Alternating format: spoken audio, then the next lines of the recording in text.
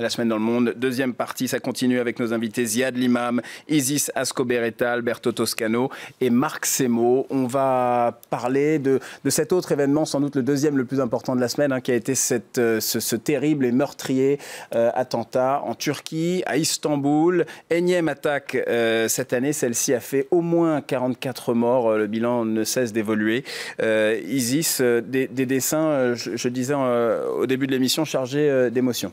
Oui, un premier dessin d'Uri Fink, un dessinateur israélien. Ce dessin qui a été publié dans Maariv. Donc voilà, on voit ces terroristes djihadistes avec sa petite valise dans laquelle il y a du sang qui coule et qui regarde ces panneaux d'affichage avec toutes les villes qui ont été déjà frappées par un attentat, avec le nombre des victimes. Ouais. Et la grande question, c'est quelle est la prochaine destination qu'il va suivre. À chaque fois avec le bilan, avec le bilan Paris. 128, ça devrait être 130 d'ailleurs. Bruxelles, Orlando récemment, Istanbul. Et un autre dessin de Nicolas Vado, dessinateur belge, un dessin publié dans l'Echo, voilà, qui résume bien la position géographique, les enjeux géopolitiques en Turquie, les carrefours du monde. Donc on voit les drapeaux de la Turquie au milieu de ces carrefours qui ouvrent vers l'Europe, la Syrie, l'Afrique, l'Irak. Schéma de passage pour les Européens qui veulent rejoindre l'État islamique pour faire les djihad et qui l'empruntent des retours pour commettre ces terribles attentats en Turquie et en Europe. Et bien sûr, le schéma vers l'Afrique. Marc Semo, la Turquie paraît de plus en plus vulnérable. Istanbul a été attaqué à plusieurs reprises, Ankara à plusieurs reprises. Alors bon, il faut rappeler qu'il y a plusieurs menaces, évidemment. Il y a la guérilla kurde, le PKK, mais là, on parle à nouveau de l'État islamique. C'est même sans aucun doute des groupes djihadistes. Le modus operandi est clair. Alors ce qu'il faut rappeler, effectivement, c'est que la Turquie est aujourd'hui le pays qui a été le plus, hors Irak et Syrie, le plus frappé par le terrorisme djihadiste de l'État islamique, avec plus de 200 morts en à peu près un an. Et ce qui est nouveau dans cet attentat d'Istanbul, au-delà de son terrible bilan, c'est que maintenant, c'est le djihad global. Les premiers attentats de l'État islamique en Turquie, notamment celui d'Ankara, qui avait été le plus meurtrier, avec plus de 100 morts, avaient été faits par des citoyens turcs, qui avaient été combattre en Syrie, qui étaient des djihadistes revenus de Syrie, qui souvent étaient des Kurdes radicalisés, islamisés. Cette fois-ci, apparemment, l'attentat a été commis sous la direction d'un Tchétchène, selon les autorités turques, par un Dagestanais, un Ouzbek et un Kirghiz. Enfin, le Dagestanais, c'est un Russe. Oui. Voilà, donc on voit que la Turquie est devenue une cible prioritaire du djihad global. C'est un pays de première ligne, et c'est un pays qui est de plus en plus gangréné par les métastases de la guerre en Syrie, où on retrouve toutes les fractures, donc celles avec les Kurdes, la question des groupes islamistes radicaux, etc. Ce qui est extrêmement préoccupant pour ce pays qui, en même temps, accueille 3 millions de réfugiés syriens et qui risque lui-même de devenir aujourd'hui le théâtre d'une guerre. On voit que tous les pays, parce qu'on avait beaucoup dit pendant longtemps, les premières années de la guerre civile syrienne qui se déroule aux portes de la Turquie, on a beaucoup dit que la Turquie jouait un rôle ambigu vis-à-vis du groupe État islamique. On voit que tous les pays qui, à un moment ou à un autre, ont hésité, ont envisagé peut-être d'exploiter cette violence, s'en sont mordus les doigts et ça s'est retourné contre eux. Sans doute, la crise syrienne a été sous-estimée dans sa dimension de danger international par plusieurs pays, y compris des pays européens, y compris les États-Unis et y compris la Turquie. La Turquie a eu un changement de ligne politique dans les dernières semaines. Elle a fait un accord avec la Russie de réconciliation qui allait au-delà de la réconciliation. Lettre d'excuse du président Erdogan, c'est suffisamment rare pour être La souligné. lettre d'excuse était la pointe de l'iceberg. Oui. Et avec Israël. Autre lettre d'excuse des Israéliens pour la mort de... Voilà, deux pays importants, stratégiques, avec lesquels la Turquie était en France. Ces changements stratégiques étaient opérés dans une fonction manifestement anti-ISIS, anti-État islamique, anti-Daesh. Et le Daesh a réagi. Donc la Turquie sort définitivement de cette position ambiguë que j'évoquais ? C'est difficile... Enfin, Malheureusement, cette crise Daesh-Orient, elle a tellement d'étages que c'est difficile de prendre un facteur, de dire est-ce que la Turquie, ceci. Ce qui est sûr, c'est qu'ils ont eu une attitude ambiguë, qu'il y a des djihadistes qui ont transité par la Turquie pendant des mois pour aller sur le terrain d'opération en Syrie, qu'il y a forcément des liens qui se sont créés, qu'il y a forcément des djihadistes qui sont restés en Turquie, qui ont créé des cellules, tout ça, c'est sûr. Après, moi, je lis les événements récents comme un signe de grande fragilité du pouvoir Erdogan. C'est-à-dire, d'abord, les deux actes diplomatiques dont tu parles, qui sont quand même extrêmement significatifs. Hein, je veux dire, de dire je m'excuse aux Russes, je signe un accord avec Israël. Il faut imaginer la réverbération aussi dans le monde arabe de cette Turquie qui était supposée être à l'avant-garde de la défense, des intérêts, la nouvelle. Qui pouvait être le phare, le phare du monde arabe. C'est rétamé, c'est mort. Il y a un recul en arrière. C'est pas rétamé. Simplement, c'était un isolement diplomatique, effectivement, qui était dû au fait que la politique étrangère turque de ces dernières années est devenue l'otage de la politique extérieure, est devenue l'otage de la politique intérieure, donc toujours plus autoritaire, toujours plus islamiste. Mais aujourd'hui, Erdogan n'est pas menacé en interne, et ce qu'il est en train d'essayer de réaliser, c'est effectivement de sortir d'un isolement qui était terrible. Parce que mais Ziad, finalement, trouve Erdogan plus fragile que... Je pense que Erdogan est dans une situation difficile. Ce type de profil ne peut pas signer les accords qu'il est en train de signer, ne peut pas faire des demi-tours sur place comme il est en train de faire s'il n'était pas dans une situation difficile. Il faut imaginer la Turquie aujourd'hui. Elle a un front État islamique, qui est un front extrêmement violent. Vous connaissez Istanbul. Moi, je suis passé par cet aéroport. Je veux dire, attaquer l'aéroport Atatürk, c'est attaquer le cœur du pouvoir. Il n'y a pas d'autre mot. On est rentré dans le palais, on a tiré dans le tas. Et ça, symboliquement, je pense que même les électeurs turcs, je pense que même les électeurs AKP, qui ne sont pas tous des islamistes actifs, militants, qui sont plutôt l'émanation d'une petite bourgeoisie turque qui s'est beaucoup enrichie depuis 10-15 ans, même je pense que ces gens vont se dire, c'est pas possible, vers quoi allons-nous? Ça, c'est le point 1. Faillite du tourisme, business de 30 milliards de dollars, etc. Deuxièmement, on a ouvert un front avec les Kurdes qui, depuis 1 an et demi, ne donnent rien à part que tout le sud-est de la Turquie est devenu une zone de guerre civile. Et ça aussi, je pense que les Turcs, même s'ils sont, on le sait, très sensibles à la question kurde, c'est pas durable. On ne peut pas avoir cet État qui est écartelé entre deux fronts permanents à l'intérieur et à l'extérieur, avec une frontière avec la Syrie. Donc il va se passer quelque chose. Ça ne peut pas durer comme ça. Et je pense que ce qu'on a vu cette semaine, c'est des tentatives d'Erdogan de desserrer l'étau autour de lui pour pouvoir récupérer une position médiane, revenir à quelque chose. Et troisième point, et après je m'arrête, c'est le débat interne.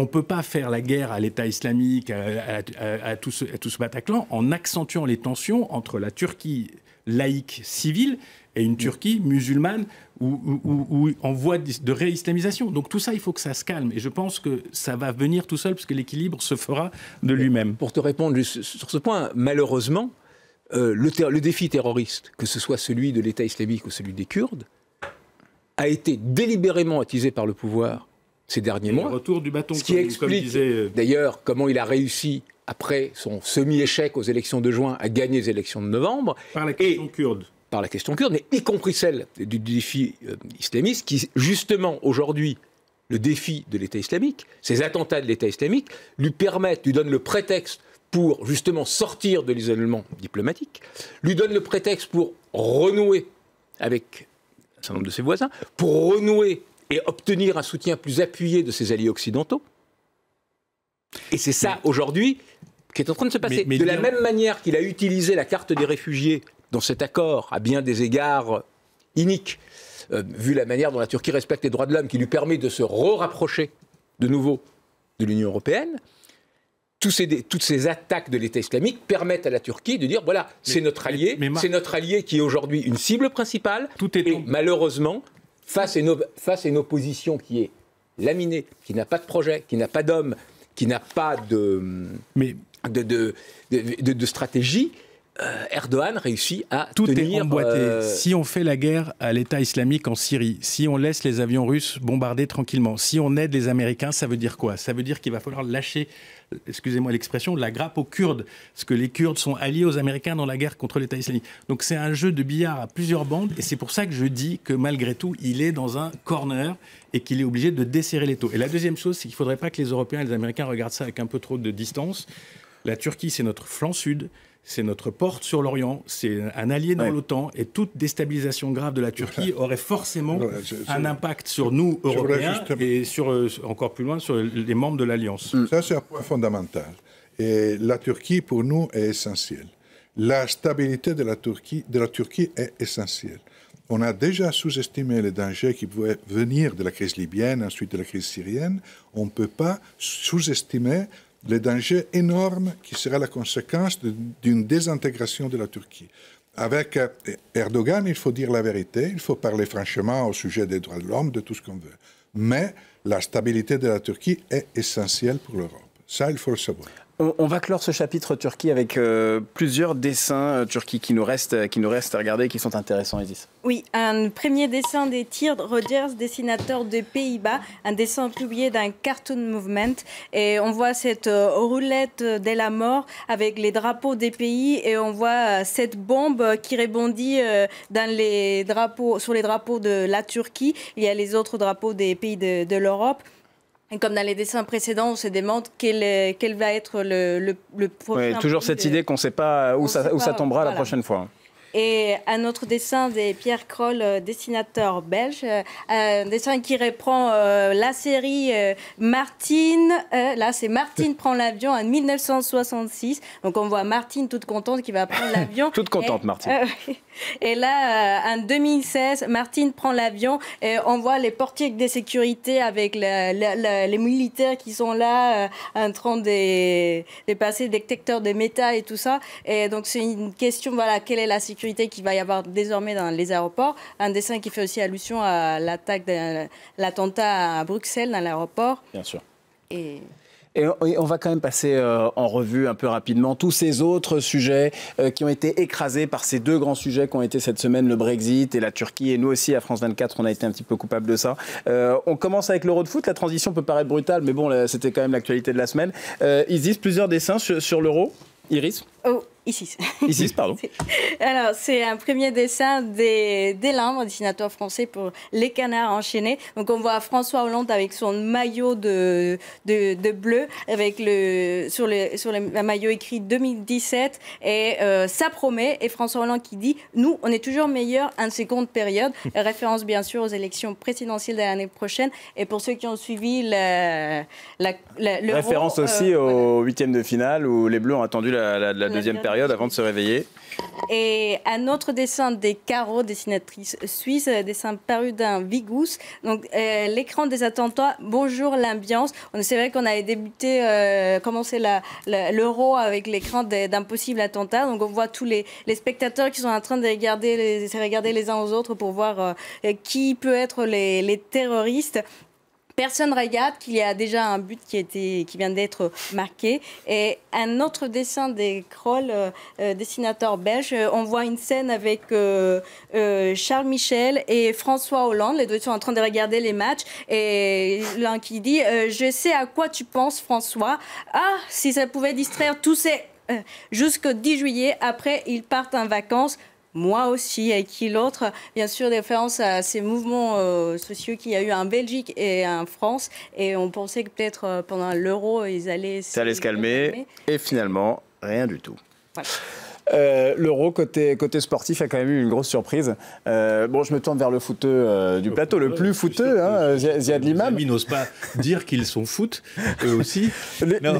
L'Islande, les Vikings, comme les appelle la presse française. Juste un petit mot, je trouve quand même que cet Euro qui se passe en France, je touche... Vous me faites peur avec ce ton très docte, là. Non, mais je veux dire quand même que ça se passe plutôt bien, que c'est là, que je vois les fan zones, elles sont pleines. Ouais. Il y a quand même une ambiance, bon, même si on sent qu'il y a une certaine lourdeur dans l'atmosphère générale, il y a quand même un moment de fête. Et puis, sur l'équipe de France, il y a un ou deux personnages comme ça, un petit peu, j'allais dire, de romans héroïques qui ont un peu réveillé tout le monde. Je pense à Antoine Griezmann, je pense à Dimitri Payet, les deux, ceux-là qui ont mis une petite magie dans une espèce d'équipe de France un petit peu terne, un petit peu... Un peu décevante, on la disait, favorite.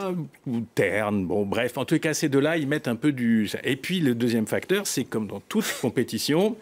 il y a le truc de dingue. Alors le truc de dingue, c'est 300 000 Islandais qui ont généré une équipe de foot qui est en quart de finale et qui n'a aucune trouille de rien, et qui ont humilié pour l'Angleterre au lendemain du Brexit, ce qui a fait rire un certain nombre de gens sur les réseaux sociaux, et qui ont cette espèce de...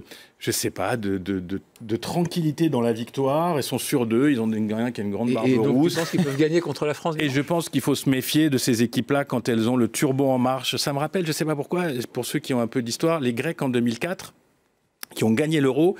Et c'était même pas prévu qu'ils aient une prime pour les quarts, pour les demi et pour la finale. C'est-à-dire que le management de l'équipe grecque n'avait même pas prévu. Vous n'avez pas réservé l'hôtel. Et la Grèce a gagné. Et pour ceux qui sont encore plus anciens, se rappelleront du Danemark qui avait été repêché des éliminatoires. Parce que je ne sais plus quelle équipe avait été éliminée, qui est arrivée en championnat et qui a gagné. 92. Donc il faut se méfier des petits. Et enfin, dernière chose, ils ont un truc, les Islandais, c'est le who. Le cri de guerre. Et vous allez voir au stade lundi, dimanche soir, vous allez entendre, je ne sais pas combien ils seront, parce qu'ils sont 15 000 quand même, je crois, à se balader. Ils ont le who. Donc... Ah, mais ils étaient, je ne sais pas si c'était le 8e de finale ou pendant un match des poules, ils étaient 30 000 dans le stade. Et alors, quand même, statistique incroyable, 30 000, c'est 10% de la population. C'est plus que Reykjavik, je crois, ou Reykjavik, ou un peu plus. Non, mais c'est pour ça qu'il faut se méfier. Méfions-nous des Islandais. Bon, Ziad Limam a peur. Non, j'ai jamais peur. Le foot, c'est pas ça. C'est que c'est juste, on a vu des Anglais, par exemple, qui n'avaient pas du tout d'inquiétude, qui sont arrivés en roi du monde et qui sont ressortis. On va regarder rapidement. Il y avait tout un tas d'autres sujets quand même qui méritent d'être mentionnés. Même rapidement, vous vouliez parler de cet accord historique ou quasi historique. À juste titre, vous vouliez évoquer l'accord entre la Colombie et les FARC, cet accord de paix qui se profile. Oui, qui a eu lieu justement les jours même où il y avait le référendum au Royaume-Uni. Et donc c'est un accord historique des cessez-le-feu signé entre le président colombien Juan Manuel Santos et les chefs des guérilleros des FARC. Donc c'est un grand moment en Amérique latine puisque c'est un des conflits les plus longs. C'est le plus ancien. Les plus anciens, demi-siècle, qui a fait plus de 260 000 morts, 47 000 disparus et 7 millions de personnes déplacées.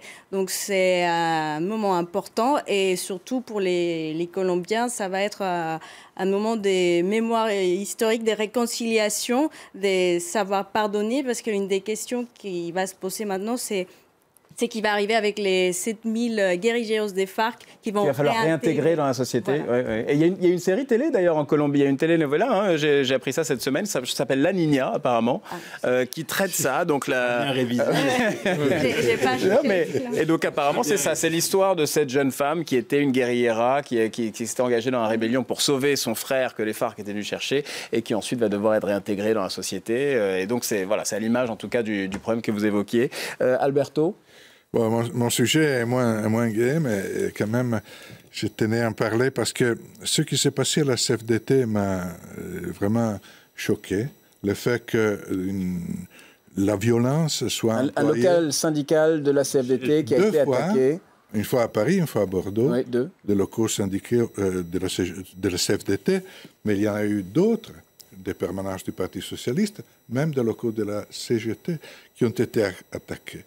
Je crois que l'expérience de mon pays, l'Italie, montre, et Maximo, qui connaît très bien l'Italie, je pense sera d'accord avec moi, montre que l'utilisation de la violence dans un conflit politique, on sait où on commence et on ne sait pas où ça va se terminer. Je crois qu'il y a besoin d'une sensibilisation de discours contre la violence en politique. Parce que c'est dramatique, ou quand même, c'est déjà, et ça risque de devenir incontrôlable.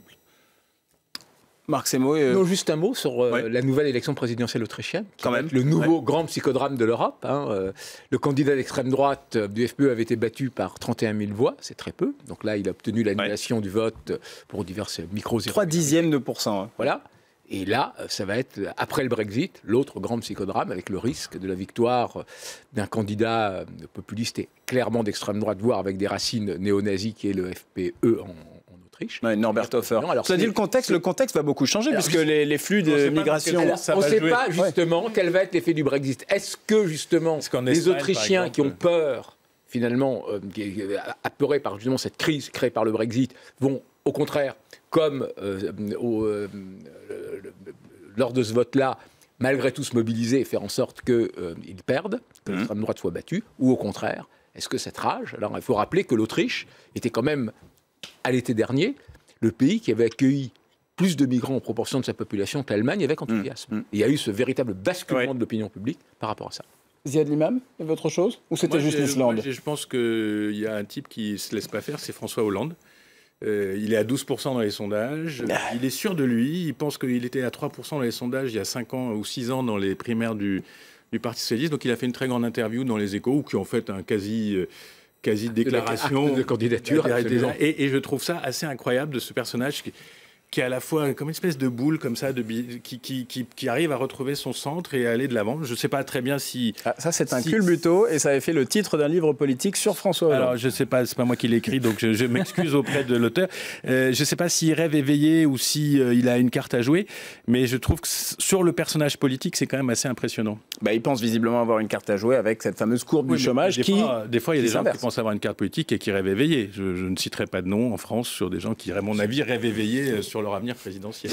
Et on se quitte là-dessus. Désolé, mais on se quitte là-dessus pour la semaine dans le monde. On n'a plus le temps pour cette semaine. En tout cas, merci beaucoup à vous de nous avoir rejoints sur ce plateau ce soir. Merci à vous de nous avoir suivis.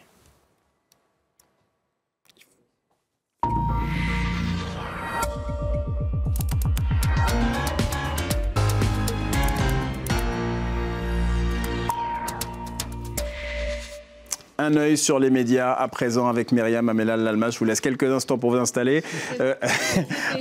Alors, à 2 jours du match France-Islande, on en parlait à l'instant, les pronostics vont bon train, mais il y a aussi tous ceux qui cherchent à savoir pourquoi les Islandais sont si forts que ça. C'est la question. Pourquoi sont-ils aussi forts? Il y a quelques réponses, mais avant cela, on regarde quelques chiffres. Vous en avez parlé tout à l'heure. 330 000 habitants, 20 000 footballeurs, 100 pros, 33 000 supporters, environ 8 à 9% de la population islandaise qui est en France actuellement. Donc voilà, ce sont les chiffres qui interpellent. Alors pourquoi sont-ils aussi forts? Eh bien, certains pensent avoir trouvé la réponse. La réponse, c'est tout simplement que depuis quelques années, ils arrivent à jouer au football toute l'année. Et oui, c'était pas le cas il y a quelques temps. En fait, ils ne jouaient que 4 mois et demi par an. Ils avaient ce qu'on appelle une Summer League. Ils ne jouaient que l'été. Et depuis les années 90, il y a eu tout un programme pour construire des stades couverts et avec des pelouses synthétiques. Bon, cela dit, si c'est comme ça qu'ils jouent au football... Non, alors, je vous explique. Ça va être compliqué. C'est un footballeur, c'est un handballeur professionnel qui explique pourquoi dans 20 minutes. Voilà pourquoi ils sont bons. Et il faut dire qu'ils sont tous liés. Il y a même dans l'équipe islandaise un ancien handballeur professionnel qui est actuellement footballeur professionnel. Ils sont multicartes. Ils sont multicartes. Et parmi les autres raisons qui nous expliquent, c'est que c'est une bande d'amis. Ils se connaissent depuis l'âge de 17 ans. Bon, on l'a dit, il y a 100 pros et parmi les 100 pros, 23 sélectionnés. Donc ils se connaissent. Ça fait 20%. Ils se connaissent depuis un certain nombre d'années. Ils partent en vacances ensemble. Donc c'est dire si c'est une vraie équipe très soudée. Et puis ils sont coriaces. Alors pour ce qui est de leur détermination, la barbe qui fait peur à Ziad Limam. Non, pas qui fait peur, que je trouve qu'il est sorti d'une bande dessinée, quoi. C'est un personnage astérixien presque. Tout à fait, oui, je suis assez d'accord. Et d'ailleurs, il a un regard déterminé et on nous explique que ce n'est pas qu'une question de football. Il y a eu la crise de 2008, on a vu comment l'Irlande s'en est sortie, avec un chômage inexistant qui est passé à 10%, les 3 banques principales qui ont fait faillite et aujourd'hui tout va bien. Donc on nous explique que c'est une culture. Les seuls à avoir mis les patrons des banques en prison aussi. Hein. C'est ce qui explique très bien cet article. On nous donne d'autres raisons, bien sûr, la bonne humeur des joueurs, mais aussi, selon le journaliste, ils sont un peu dingos. Oui, il dit que quand il y a 30 volcans en activité, ça ne m'étonne pas d'avoir un petit peu un esprit un peu fou comme ça. Mais il y a une autre explication. Ils sont très soutenus par la population. On l'a dit, environ 10% des supporters de la population islandaise se trouvent en France aujourd'hui. Mais pas que, ils ne sont pas soutenus que par les Islandais. Ils sont également soutenus, et oui, on l'apprend, chiffre à l'appui, et ils sont soutenus aussi par les Écossais. Et oui. Et oui, les Écossais, alors comme on le sait, parce que les maillots islandais s'arrachent en ce moment. Il y a une rupture de stock des maillots écossais, notamment les blancs, qui sont fabriqués en Italie, puisque l'équipementier de l'équipe nationale islandaise est italien. Et on apprend, notamment dans la Stampa, que les commandes proviennent d'Écosse. Pourquoi? Probablement parce qu'ils ont sorti les Anglais. Hein, c'est l'idée qu'on se fait. Hein. J'avais pas fait le rapprochement avec le parcours. Je pense que c'est ça, mais en tout cas, l'équipementier a augmenté ses ventes de 1000% depuis cette victoire et 95% des commandes viennent d'Écosse. Voilà, pour ce qui est du soutien. Ensuite, j'aimerais aussi vous parler d'un autre phénomène, c'est l'équipe féminine. Alors, c'est pas du tout un petit poussé, l'équipe féminine de football. On en parle beaucoup dans la presse aujourd'hui. Elles sont très fortes et elles vont probablement aller très loin dans la prochaine compétition qui aura lieu aux Pays-Bas. Donc, on nous dit, on parle de petits poussés pour les hommes, mais les femmes, ce ne sont pas du tout des petits poussés. Donc, c'était quelque chose que je voulais vous signaler. Ensuite, il y a les pronostics, hein, vous le disiez. Alors bon, en termes de population, la France a gagné, ça c'est sûr. Mais c'est évident, c'est un tweet pour un petit peu pour rire. Mais il y a donc parmi les pronostics, il y a aussi ceux qui utilisent des animaux oracles. On avait vu ça, je ne sais pas si vous vous souvenez, le fameux poulpe qui donnait des pronostics. Ah oui. Et là, il y a un chien. Alors je vous propose de regarder le chien. Je ne sais pas si on va voir là. Voilà. Il reste... Myriam, 30 secondes. 30 secondes.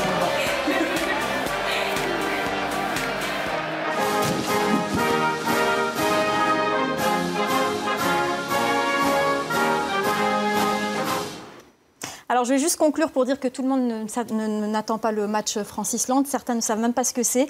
Il y a même un hashtag Francisland. Beaucoup se demandent c'est quoi ce Francisland. Et regardez des tweets très drôles sur ce fameux Francisland que tout le monde attend dimanche. Voilà. Myriam Hamella-Lalmas, merci beaucoup, avec un œil sur les médias. Merci une nouvelle fois à nos invités de la semaine dans le monde. Merci à vous de nous avoir suivis. Une très courte pause, un nouveau journal, un nouveau Paris Direct dans un instant sur France 24.